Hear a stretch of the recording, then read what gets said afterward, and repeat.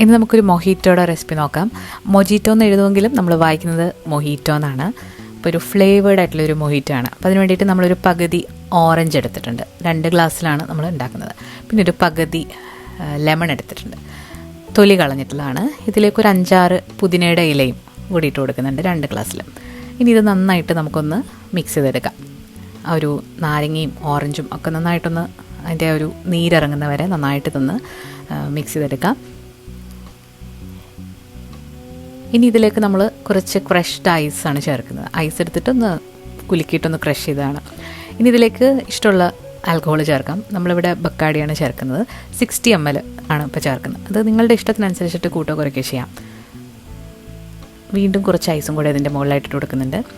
ഇതിലേക്ക് നിങ്ങൾക്ക് പഞ്ചസാര വേണമെന്നുണ്ടെങ്കിൽ പഞ്ചസാര ചേർക്കാം. നമ്മളിവിടെ മധുരമുള്ള സ്പ്രൈറ്റാണ് എടുത്തിരിക്കുന്നത്. 0 ഷുഗറിൻ്റെ സ്പ്രൈറ്റാണ്. സ്പ്രൈറ്റോ സോഡയോ എടുക്കാം. സോഡ എടുക്കുകയാണെന്നുണ്ടെങ്കിൽ ഷുഗർ നിങ്ങൾക്ക് എക്സ്ട്രാ ആയിട്ട് ചേർക്കേണ്ടി വരും.